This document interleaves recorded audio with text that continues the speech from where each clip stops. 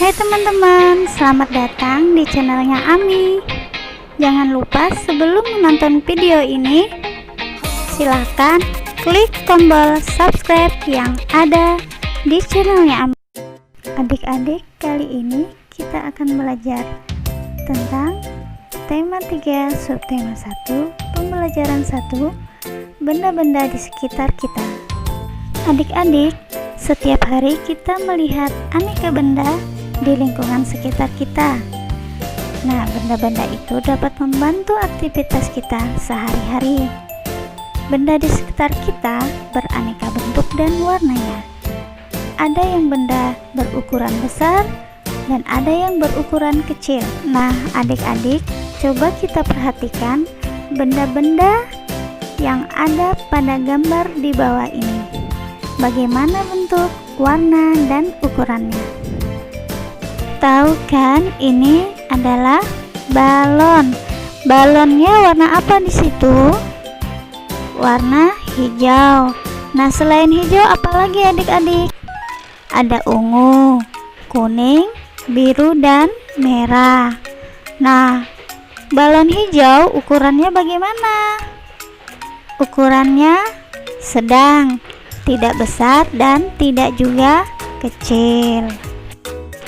Adik-adik, benda itu apa? Nah, manusia, hewan, dan tumbuhan merupakan benda. Batu, gelas, dan buku juga benda. Dapatkah kamu melihat perbedaannya? Jadi, manusia, hewan, dan tumbuhan merupakan benda hidup. Sementara batu, gelas, dan buku merupakan benda mati.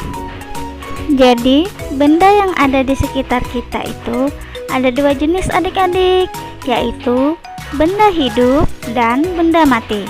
Jadi, benda hidup itu contohnya seperti apa? Manusia, hewan, dan tumbuhan. Kenapa disebut benda hidup? Karena dapat bergerak dan tumbuh. Kalau benda mati tidak dapat bergerak kecuali kita pindahkan. Contohnya lemari, meja, pensil, buku, dan lain-lain. Jadi, segala sesuatu yang menempati ruang dan mempunyai massa itu adalah benda. Massa benda diukur dengan cara ditimbang. Nah, bagaimana kita bisa membedakan benda dengan bukan benda? Apakah cahaya termasuk benda? Bagaimana dengan panas? Jadi, cahaya dan panas bukan termasuk benda. Karena apa? Cahaya dan panas tidak dapat ditimbang. Cahaya hanya bisa dilihat dan panas hanya bisa kita rasakan. Nah, sekarang kita akan melingkari gambar yang bukan termasuk benda. Nah, di sini ada gambar panas api unggun. Nah, panas api unggun tidak dapat menempati ruang adik-adik dan tidak dapat juga ditimbang. Jadi bukan termasuk benda. Nah, jadi kita akan melingkari panas api unggun karena panas api unggun bukan termasuk benda. Adik-adik, di samping ada gambar minyak goreng. Nah, minyak goreng ini dapat menempati ruang dan dapat juga ditimbang. Jadi, minyak goreng termasuk benda. Lalu bagaimana dengan cahaya lampu? Nah, cahaya lampu tidak dapat menempati ruang dan juga tidak bisa ditimbang. Jadi, cahaya lampu bukan termasuk benda. Jadi kita akan melingkari cahaya lampu. Nah, bagaimana dengan ember, es, dan balon? Apakah termasuk benda? Jadi ember, es, dan balon itu dapat menempati ruang dan juga bisa ditimbang. Jadi termasuk benda. Lalu bagaimana dengan suara? Suara tidak dapat menempati ruang dan tidak juga dapat ditimbang. Jadi termasuk bukan benda. Lalu bagaimana dengan radio? Radio itu dapat ditimbang dan dapat menempati ruang. Jadi termasuk benda. Begitu juga dengan gambar hewan yang ada di samping. Itu termasuk benda. Nah, adik-adik, benda dapat dikelompokkan berdasarkan sifat fisiknya.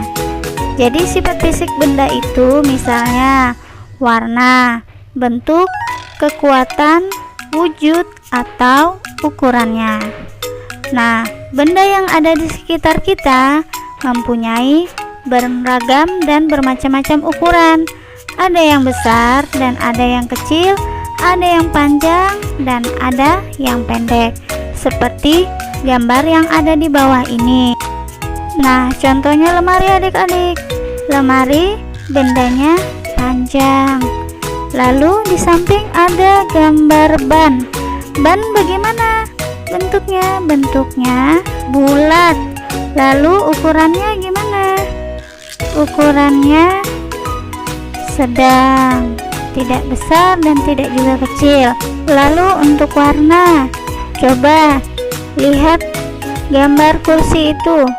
Gambar kursi berwarna coklat. Lalu untuk buku warnanya apa? Warnanya hijau.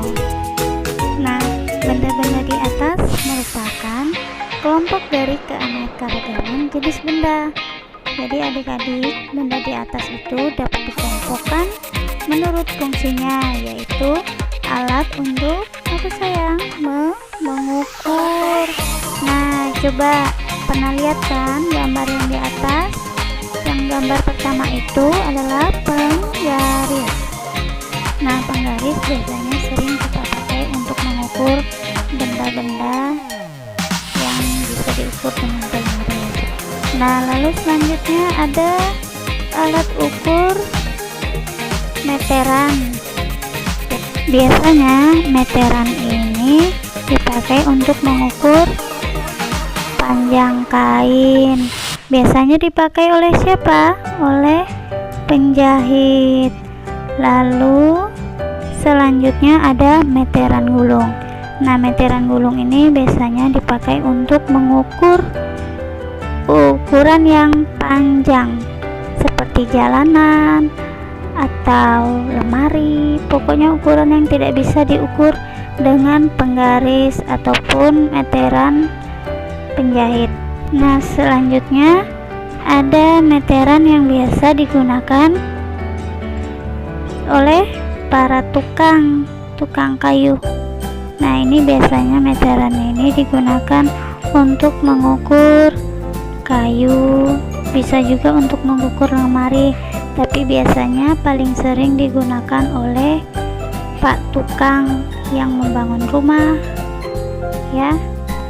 Nah, setiap alat ukur itu mempunyai satuan. Coba kita perhatikan satuan pada alat ukur di bawah ini. Nah, di bawah ini ada penggaris. Satuan yang dipakai pada penggaris adalah cm. Jadi, kepanjangannya sentimeter. Nah, kali ini kita akan mengukur gambar benda yang ada di bawah ini. Jadi, untuk mengukur benda, posisi benda harus ada di angka 0, lalu di ujungnya mengarah ke angka sesuai panjang benda. Nah, seperti penghapus ini.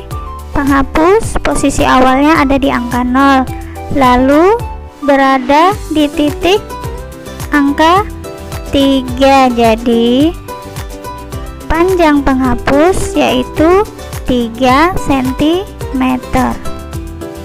Lalu gambar yang kedua itu ada krayon. Nah, posisi awalnya itu ada di angka 0, lalu posisi akhirnya di mana? Di angka 7. Jadi krayon panjangnya 7 cm. Lalu gambar selanjutnya ada krayon lagi.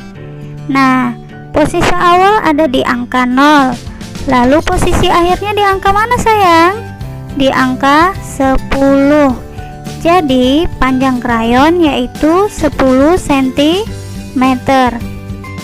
Lalu di bawah ada gambar pensil. Nah, pensil posisi awalnya di angka 0, lalu posisi akhirnya di mana? Di angka 6. Jadi panjang pensil adalah 6 cm. Nah, selanjutnya ada gambar spidol. Nah, spidol posisi awalnya di angka 0. Lalu posisi akhirnya di angka berapa, sayang? Angka 12. Jadi, berapa panjang spidol itu? 12 cm. Benda dapat dibuat dari bermacam-macam bahan. Nah, ada benda yang terbuat dari batu, kayu, besi, kaca, plastik, dan lainnya. Setiap benda dapat menghasilkan bunyi yang khas jika diketuk. Benda-benda tersebut menghasilkan bunyi yang berbeda, seperti gambar yang ada di bawah ini. Di sini ada pola irama. Huruf K dimaksud ketukan kuat, dan huruf M ketukan sedang, dan L ketukan lemah. Nah, di sini ada pola irama pola 1. Kita akan mempraktekannya dengan cara mengetuk meja.